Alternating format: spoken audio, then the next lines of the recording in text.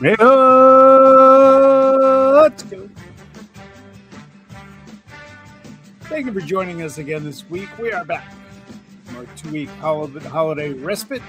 Hope you and yours had a festive time. And tonight we begin the 2026 Fantasy Baseball Positional Previews, along with a hot stove update and some Super Bowl 60 chatter. But as we always do, we begin the show by asking you the question, where else would you rather be than right here? Boom! Right now.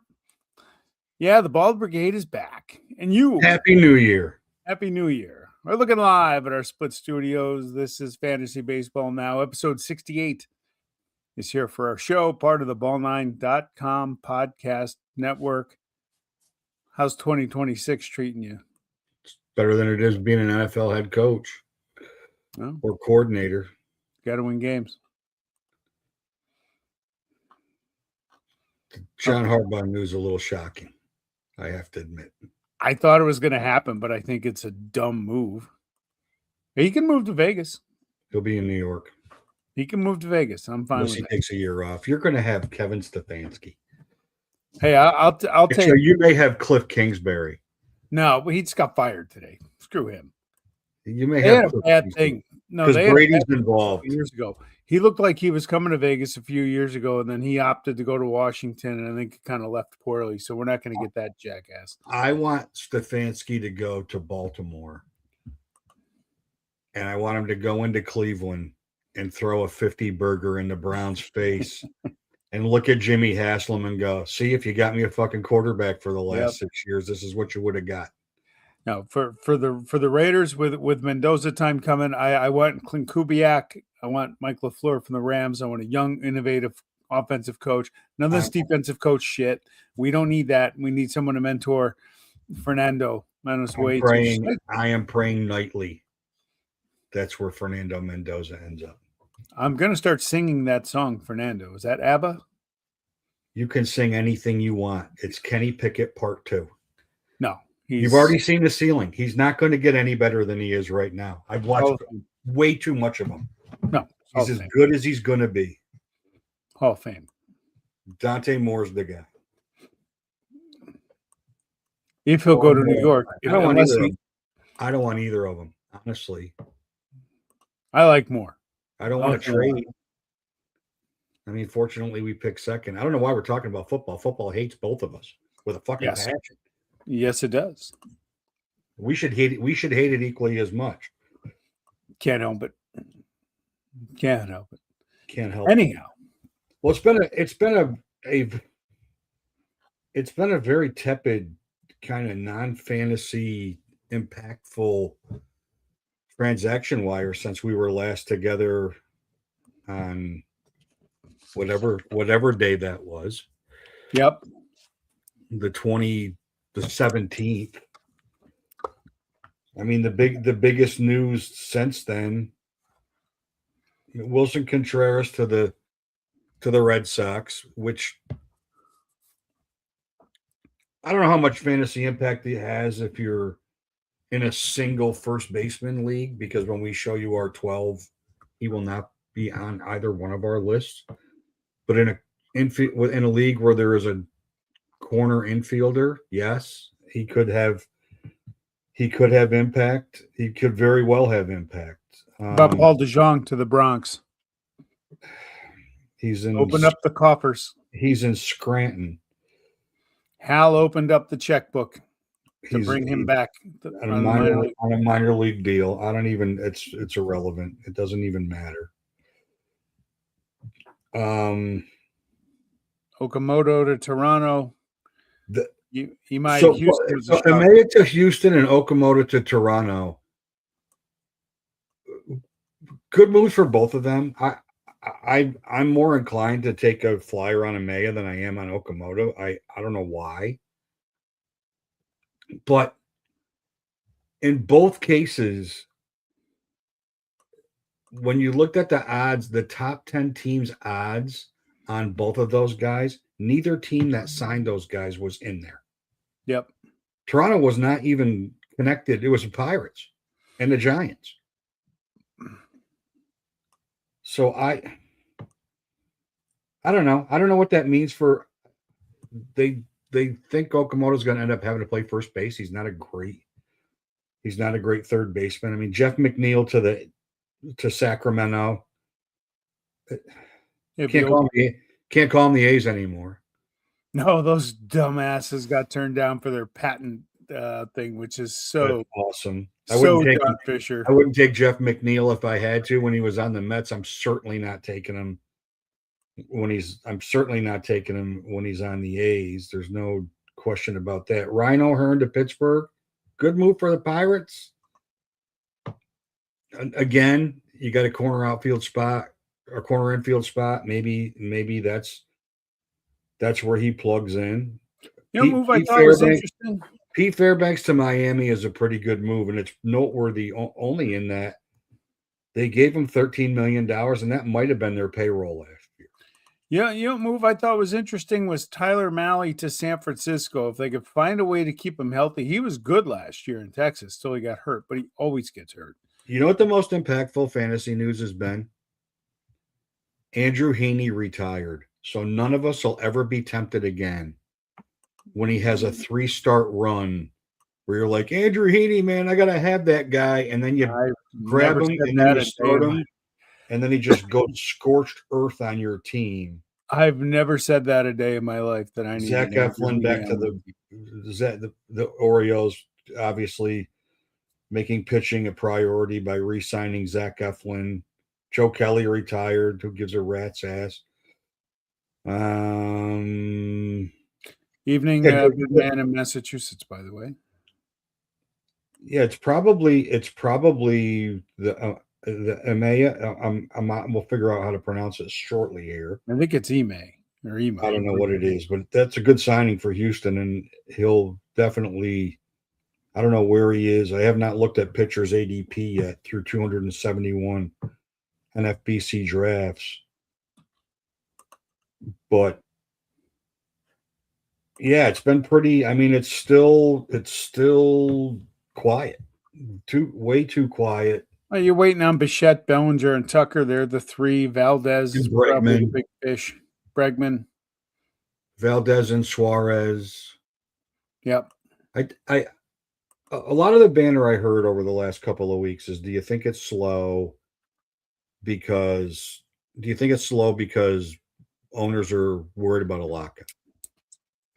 Yeah, but they don't have to pay during the lockout. That's exactly right. But then I heard some more lockout, and I read some more lockout news today that now makes me feel a little more optimistic that there will not be a lockout. What news did you hear today that I did not? The players have been digging into the revenue share that the other leagues get and the percentage of revenue share that they get through their collective bargaining agreements. And what's consistent is in those other leagues, there's a salary cap. Yep. So the salary cap sets the revenue share percentages and allows that's the trade-off from the players for the salary cap. So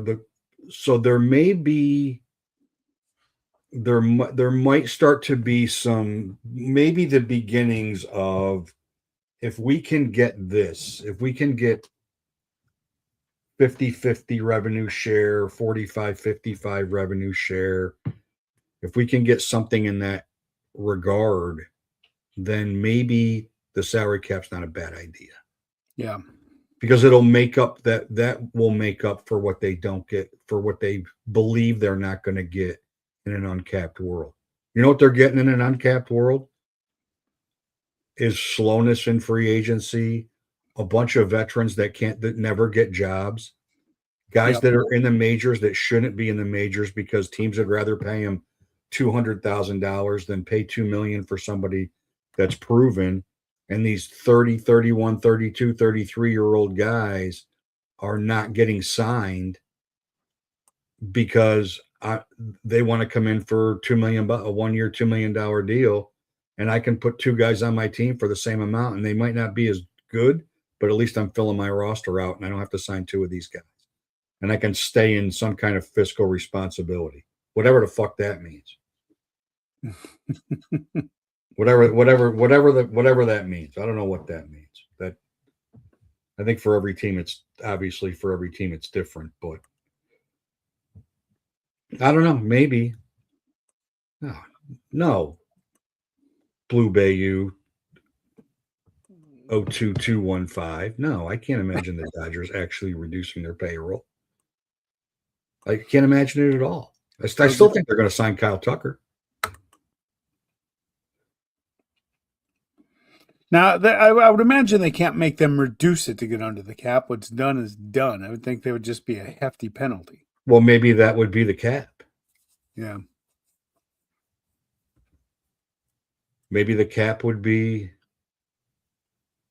unless they make it their choice and they do it like the NBA where they put the aprons in and put the penalty, and they're already paying an incredible penalty as it is. So aren't the Mets?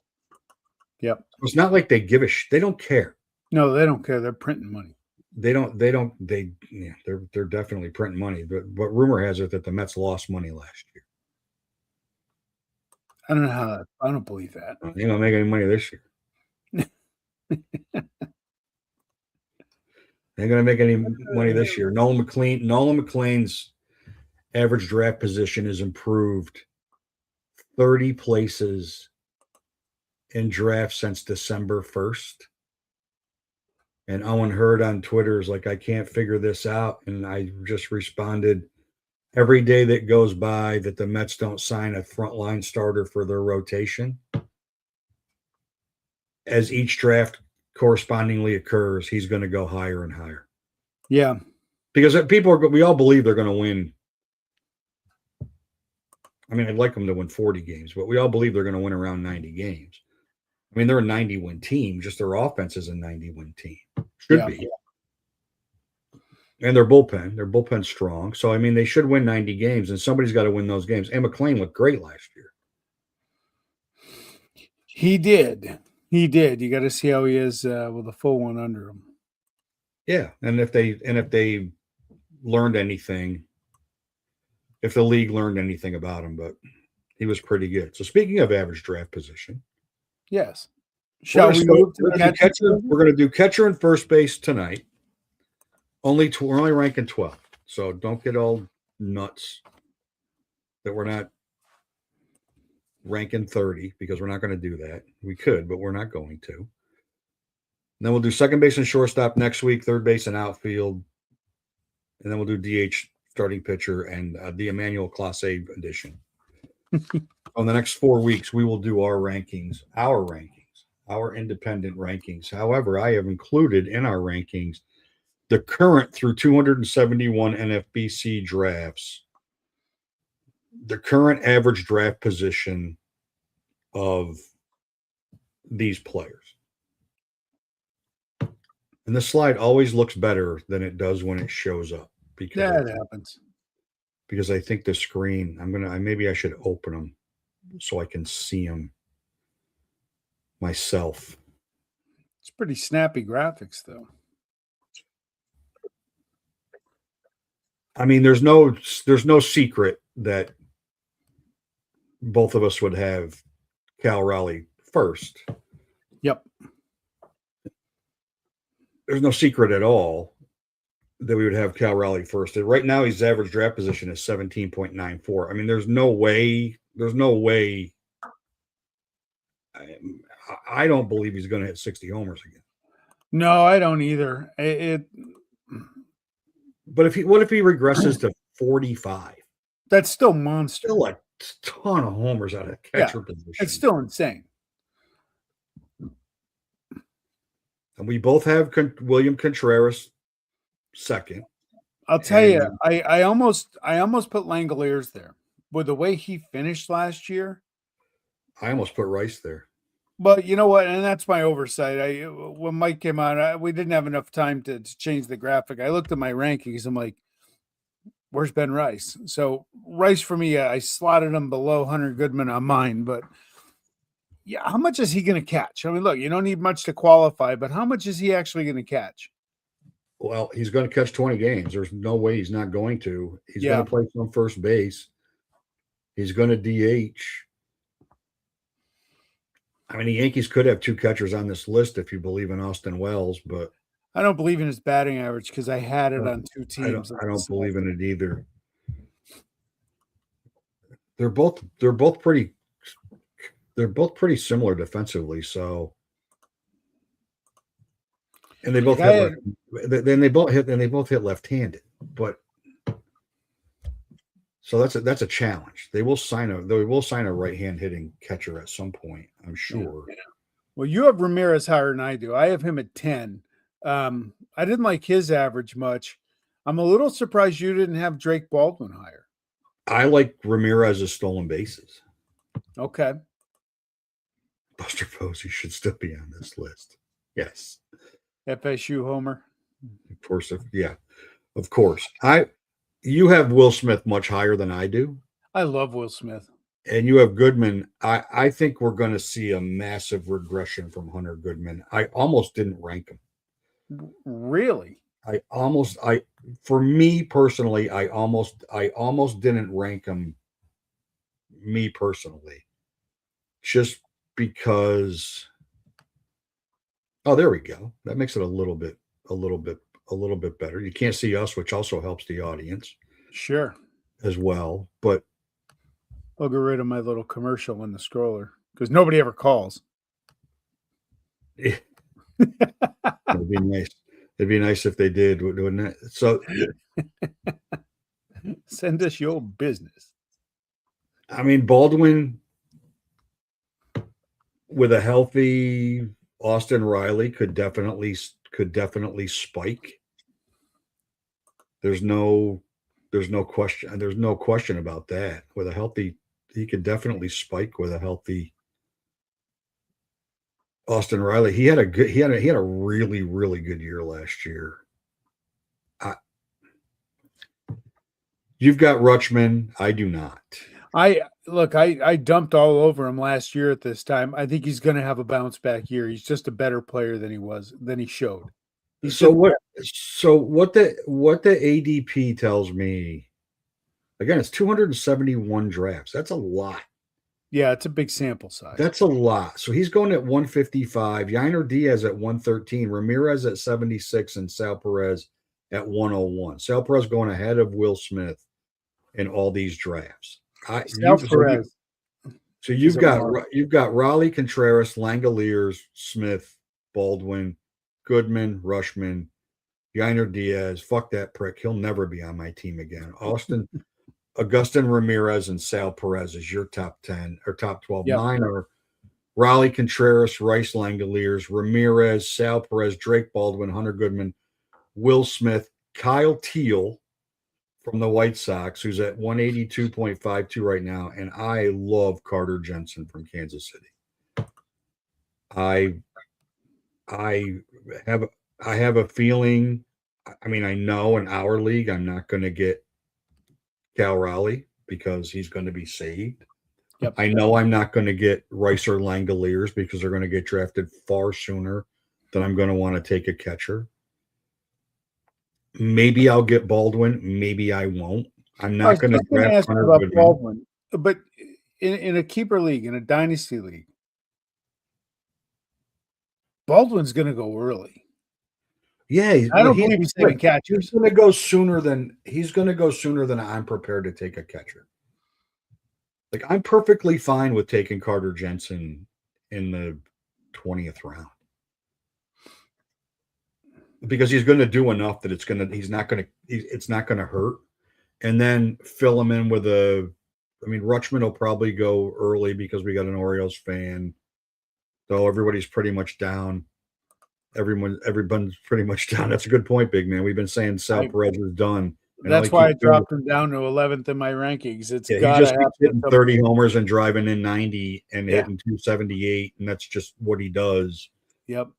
And eventually, that's going to be the end of the road for him. But he's going to catch less this year, so maybe his bat will even be more effective. Maybe. Will Smith had such a terrible second half. And he's a little JC Real Muto-ish to me, where he does just enough that you want to have him, but not enough that you really do. Is Real Muto coming back to Philly?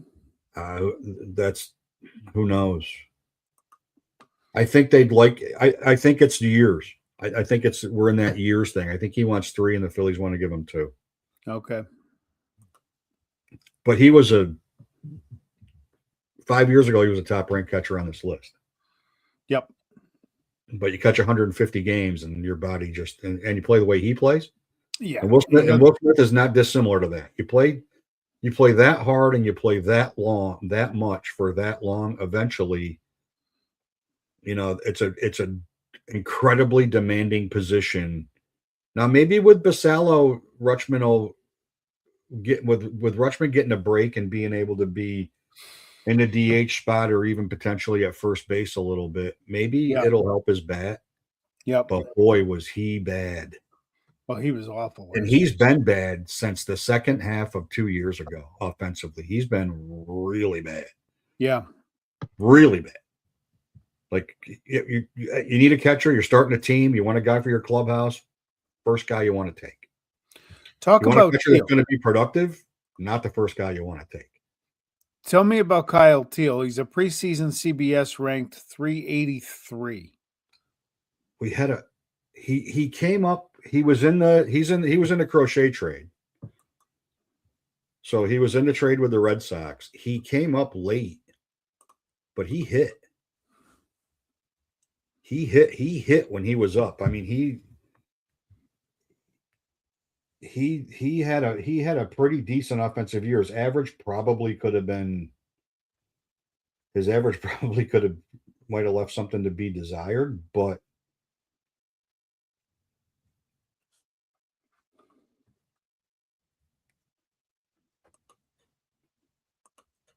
I mean, he played 78 games last year. He hit 273 with 8 homers and 35 RBIs. Okay. So give him 145 games, and that's 16 and 70. He hit 273. And he hit 273. And okay. He even threw in 3 steals just to add a little interest Now, Carter Jensen in 20 games, he only came up for 20 games, but he hit 300 in those 20 games with 3 homers and 13 RBIs, and he doesn't strike out. He only struck out 12 times in 60 at-bats. And that's his first time in the majors. And if you're only striking out 12 times in your first 60 at-bats, your first call-up, that's what you are. It's pretty good. So the other name that keeps floating around is Dylan Dingler, and he's getting a lot of love in a lot of preseason rankings from a lot of guys in our space, and I don't for the life of me know why. I mean, he hit he played 126 games last year. He hit 278 with 13 homers and 57 RBIs. Here's the thing, though, with catcher that stood out for me. It wasn't that long ago, like 2 years maybe, even last year. It was a black hole after the top 6 or 7 or 8. Oh, yeah. I don't feel that way now. There's some depth here. Yeah, there is a little more depth. It's not third base, that's for sure. No, I mean, Alejandro Kirk, not second base. He was great for me the second half of last year. I mean, you'll have a healthy Tyler Stevenson, so he's always in play. And the two catchers. How about Bo Naylor? How about maybe Ohapi has a bounce back year? How about Alvarez? He's being projected to bounce back because when he came back from the minors, he was a totally different hitter. I was high on him going into last year. Yeah. I mean, I was high on him going into last year. I mean, CBS rankings are Raleigh, Goodman, Langolier, Smith, Contreras, Perez, Ramirez, Rice, Wilson, Contreras, Drake, Baldwin, Yiner, Diaz, and Sal Basallo at 12. And I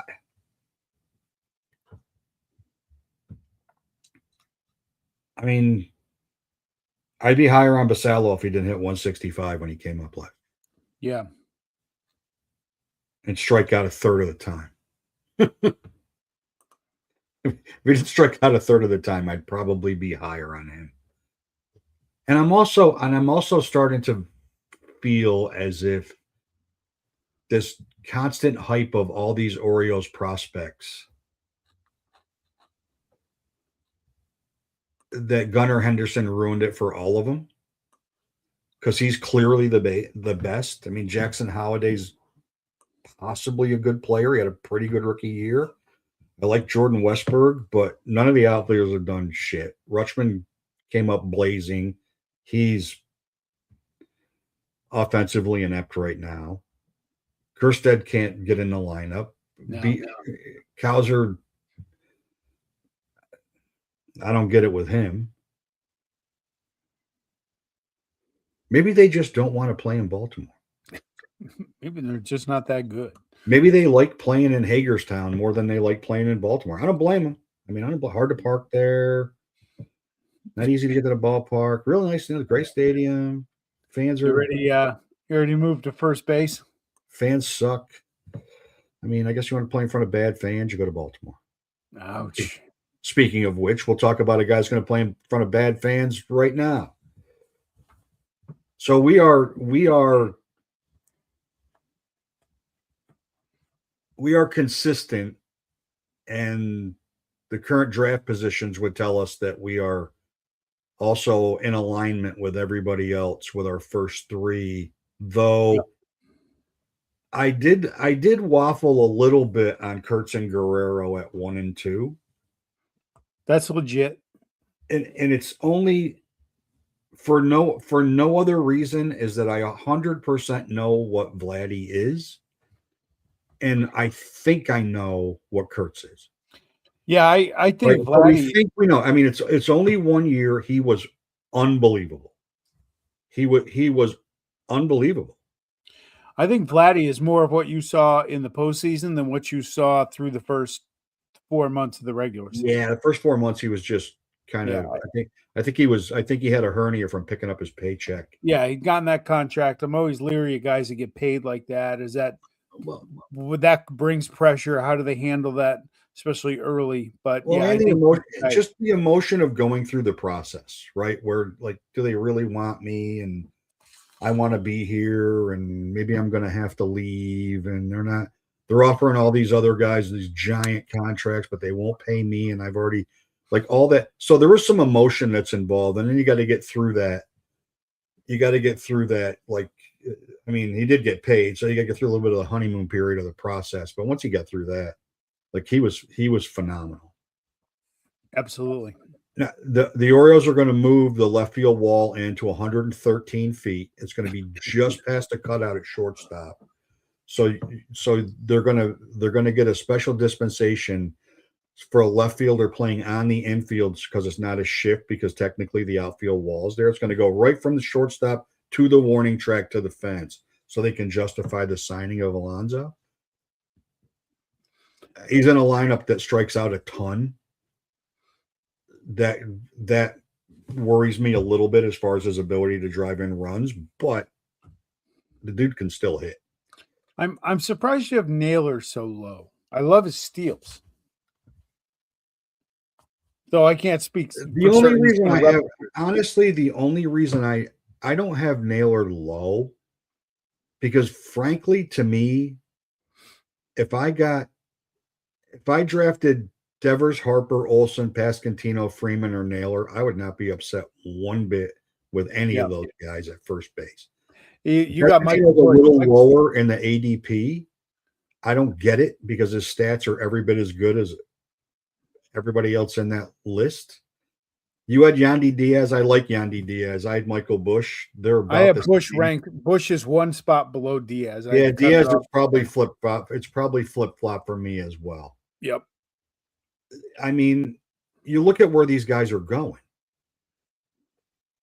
Right. So, I mean, once you get past Alonso, it's from 50 to 60, 68 when you include Naylor. I mean, that's 5 first basemen in 2 rounds that are going to go after you like that. That's the 3rd, 4th round for all these guys. I mean, Kurtz and Vlad in the 2nd, in a 12-team league, Alonso in the third, and then there's so many shortstops they're filling in and so many pitchers that you're going to want to. Yeah. I mean, there are players that make a difference in that. I'll tell you, beginning of August, I'm not sure Matt Olson would have hit the list for me. And I love Matt Olson. He's always been one of my favorites. Probably not.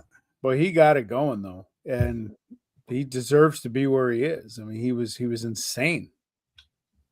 Probably not. I mean, I don't know. So these are updated in October. So like you have to take these with a massive grain of salt. They don't have current rankings on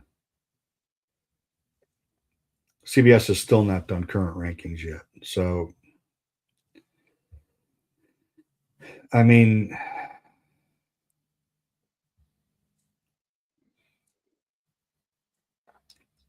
Diaz is very productive. Why they want to trade him? I guess they want Aranda to play first base full time, I guess, but he doesn't provide the power that Diaz does. Yeah. And Diaz was rumored to, when they traded Lyle, he was rumored to be in that deal, which would have been a coup for the Pirates if they could have got both of them.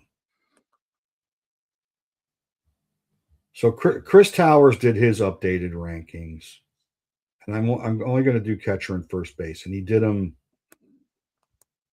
today.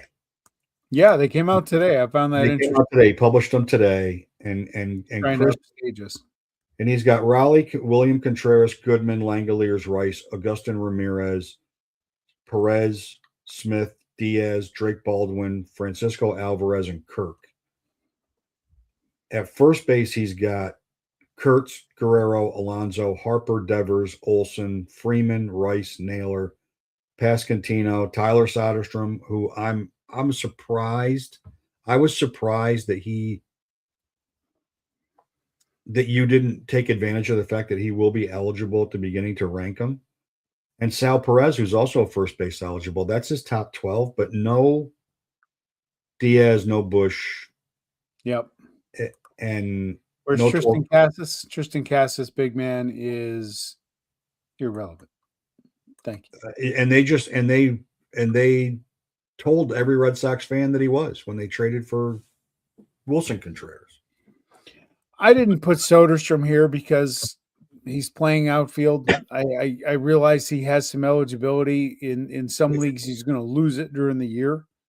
Yeah, I mean it's like it was like Bellinger going into last year. Like you could rank Bellinger at first base, miss on a first baseman, have taken Bellinger, played him there until June, until whatever your league rules say. Some leagues you can play. He could have played there all year. Yeah. Some leagues Soderstrom could play first base all year. So again with the corner infielder, with third base being so weak. You know, a lot of these first basemen a lot of these guys that are two position eligible are going to show up as a second first baseman.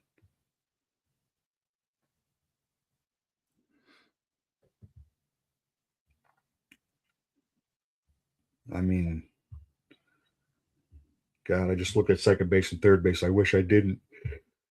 It's not going to make it easy. It's not going to make it easier for next week because, boy, second base, the first couple are pretty easy. After that, you're kind of It's kind of your flavor. It's your flavor.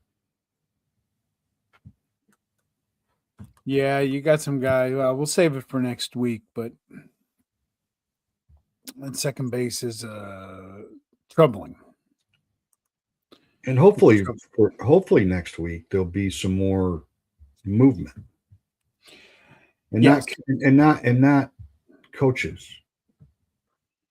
NFL coaches, not that. Shall we dive into the Super Bowl prognostication? I don't know why. I mean, we're both idiots.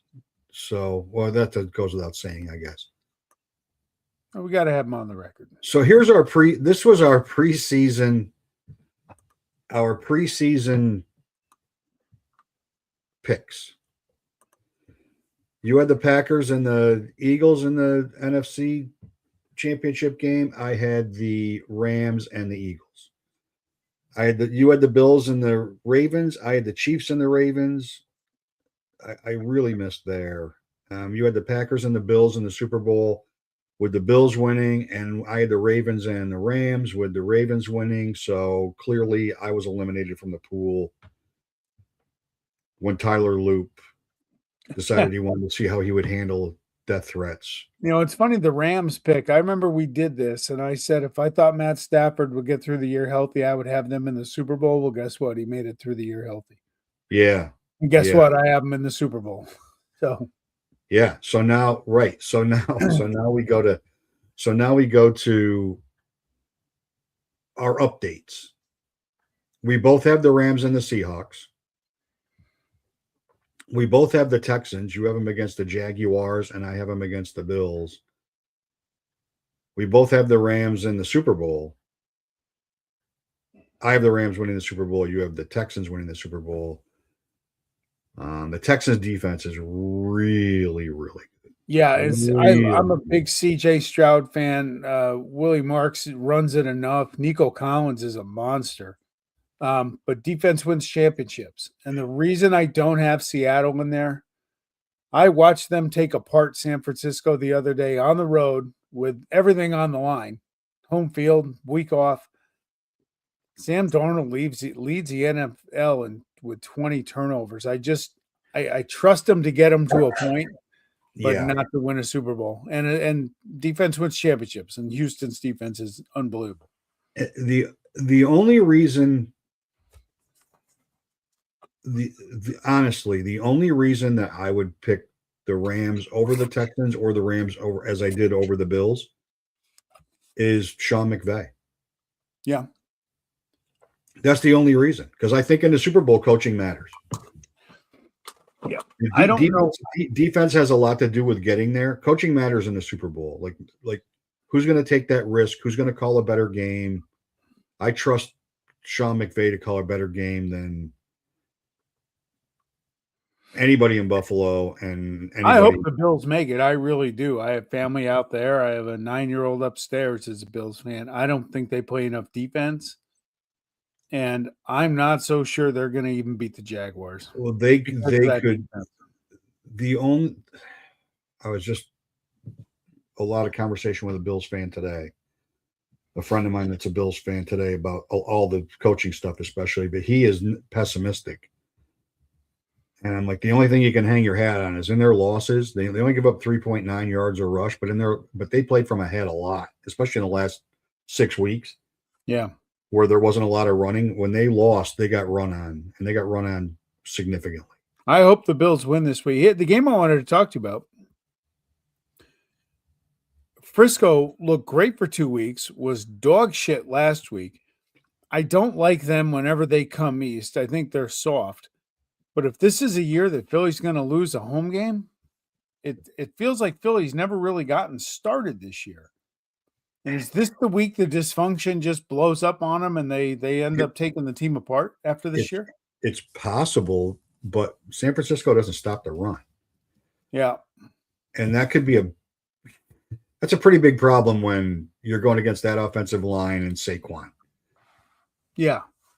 And if they get Hurts's legs involved and they just decide that, we're going to be okay throwing the ball 12 or 13 times. We're just going to run it down their throat and see if they can stop us. I mean, without Fred Warner, they're a different team. They just can't stop the run. No, they're really banged up. And if they get run on, but the Eagles' defense isn't great. Yeah, they're good enough. What's the weather outlook for the weekend? Any idea? Looks like it's half decent. I'm going to be in Florida where it's going to be 80, so I'm not that concerned about Florida. Yeah. Where are you going in Florida? I'm going to Ocala, of all places, for a funeral, believe it or not. Sorry to hear that. Great. It's going to be sorry. It's going to be 48 and dry. It's going to rain Friday and Saturday. So Sunday's going to be warm and dry. Fortunately, I'll be landing during the game, so I won't have to deal with the chaos of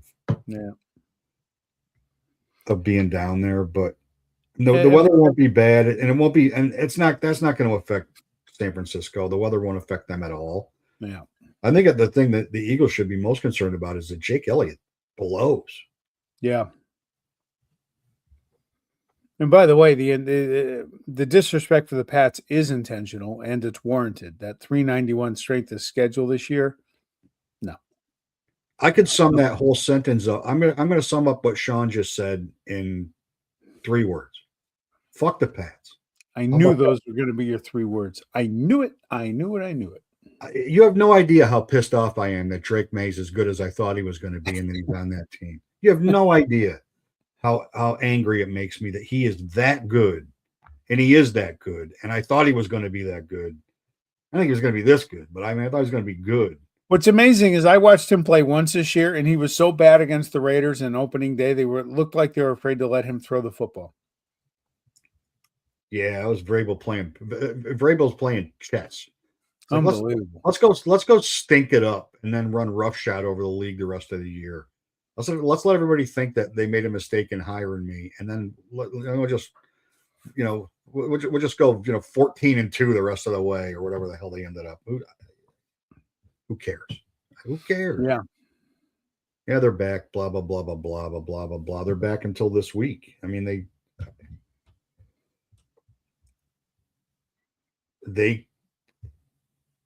the only game that I think honestly, the only game that I think is the easiest game to bet, but they already beat them, is the Rams in Carolina. But Carolina beat the Rams. Yeah. And they're pesky, man. They suck. They do suck, but they suck, but they don't. And that's that's how you end up 8-9. Is that you win these crazy games late, and they won most of their games in the fourth quarter. Green Bay, Chicago's intriguing, very intriguing.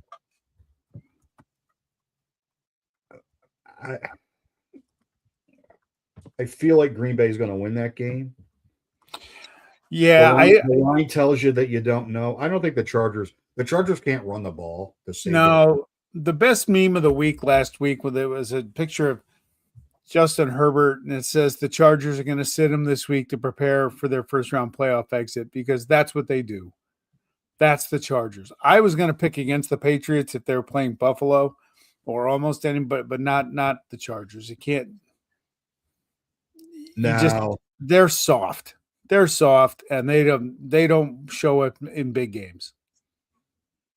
Well, there's only 60 years of evidence to support that. Yeah. And, the good news is there's 7 fans. There's only 7 people on the planet. They're going to be disappointed when they lose. So it's small collateral damage. There's very few fans when one woman became like their super fan because she was the only one at a home Chargers game that was actually a Chargers fan. I don't remember who they were. I don't remember the game and who they were playing. To do social media. They kept showing her because everybody else was a visiting fan in that stadium. a total takeover. I mean, the NFL got exactly what they wanted. They got exactly what they wanted. It's embarrassing that an 8-9 team makes the playoffs. That's what they want. That's what they want. The intriguing one of all the intrigue is Houston at Pittsburgh, and Tomlin's never lost on Monday Night Football. Now, I think he's gonna this week. They're gonna blitz Rodgers to oblivion. Yeah, but he's 23-0 on Monday night in his career. That's pretty good. That's not awful. No, it's not awful. It's not terrible. No, I like Houston. The Jets are 1-70 on Monday Night Football. I'm going through my graphs, and I'm like, am I really going to pick Houston and Jacksonville in the AFC title game? Like, why not? It's a blessing. You get the year off from the Chiefs. The year off. I hate the Ravens. I'm glad they're out too. I'll ignore Denver. The Chargers are going to be one and done. I'm going to enjoy this playoff. I got invited into a playoff pool. You pick the game with the spread, and then you got to pick the over under. And in round one, it's 1 point for each of those. So it'll be 6 games, a possibility of 12 points, but then you have a best bet game. And your best bet game in that bet in your best bet over under and in your best bet spread, you get an extra point. And then it resets for round 2, and then those are 2 points. Apparently last year there were 185 people in this pool. Wow. It was $100. I'm like, I'll do it. I mean, I don't know. I clearly don't know anything. The fact that I'm still a Jets fan after 60 years just proves I don't know anything about football. It's tough. It's tough. It's tough. I hear it. Maybe we should go to Pittsburgh for the draft. I think I'm going. April 26th.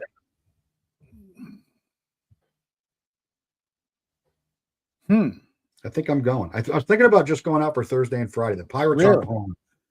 I was hoping I was hoping the Pirates were going to be home, but then I had to apply a little bit of logic into my hopefulness and like, why would they put the Pirates at home during the draft? Because that whole area is going to be a complete massive chaos. Just curious how Mrs. Pugsley would feel about that possibility. I mean, I'd like to go for round one, especially when my team has 2 first-round picks. Yeah, and 2 in round 2. I don't want to hang around there all day on Saturday and watch the other, the other 8 picks. Yeah, but like go for Thursday, go for Friday, and then get out of town on Saturday morning. I'm sure the hotel rooms are interestingly priced right now. Sure, I'm sure they are. All right, you got to stay in the Berg because Uber in Pittsburgh not so good. not great. No, and there probably will be adult beverages involved in the process. And trying to get out of the city to go anywhere to stay in a hotel is going to be a challenge. Yeah. It'd be a little bit of a challenge. Especially since it's very easy to get lost driving around there. And that's me being there a lot. Is that hibachi place we went to in Pittsburgh still there? Do you know? I don't know if it is. That was top level. I don't know if it is or not. Downtown's got some unbelievable new restaurants. Really, really good restaurants. Really good. They still haven't done a good job. I still don't feel like they've taken advantage of the opportunity to add more food and entertainment around the 2 stadiums on Triangle Point. I mean, they built space for it, but it really never took off. I think people there's no place to really stay over there, so that's part of the problem. There's really one hotel on that side of the river that's close, like where you could walk. Yep. But there's a half a dozen hotels where you can walk across the Clementi Bridge and be there, and it's not. There's been more restaurants that have popped up on that part of Pittsburgh than on the other side, and it's a shame because it'd be a great place to have it, but not so much. I have to get myself a Fernando Mendoza jersey. Yeah, you do that. Yeah, you do that. I haven't rooted for the New York Giants in Super Bowl 21, but there I was on Sunday cheering home Jackson Dart. It would have been the ultimate Raider thing to be that they needed to lose to secure that pick if the Giants had lost to Dallas and Daniel Carlson bangs that 60-yard field goal to win the game. That would have been the ultimate Raider thing of all time. Yeah. And that's Pete Carroll in his exit interview going, I can't believe you're firing me. We just won. Yeah, we just won. Yeah, big man.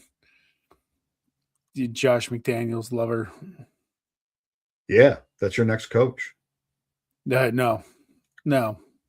Cliff No, Big Kingsbury Man as head started in coach. on that bullshit yesterday as I was going to the doctor to get my blood pressure checked, and I can't believe it was 130/80 after that conversation. Matt Patricia is your defensive coordinator, plucking him out of Ohio State. Josh McDaniels as the OC, and Cliff Kingsbury as the head coach. Nope.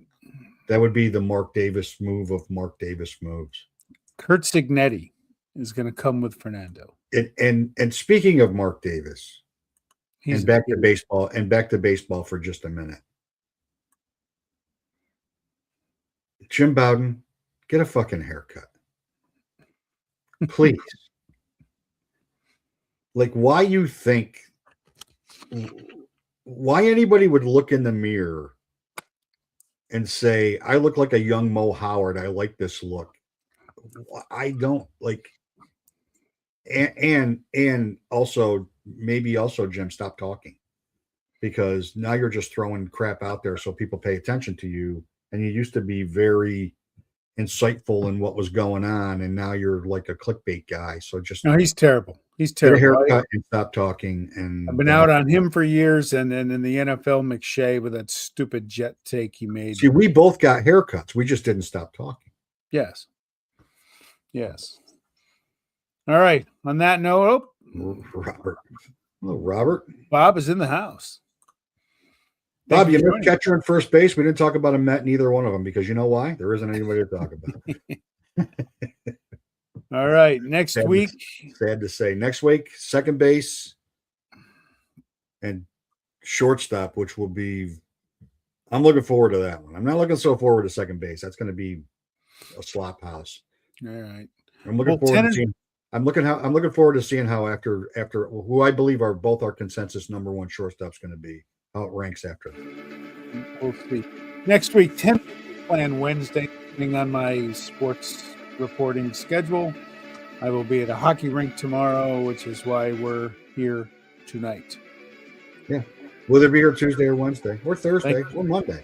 We'll be here some flexibility. Tuesday or Wednesday next week. Tuesday or Wednesday. Follow us at Fantasy Base B now on Twitter, and you'll get an update as to when we're actually going to run this back. Absolutely. All right.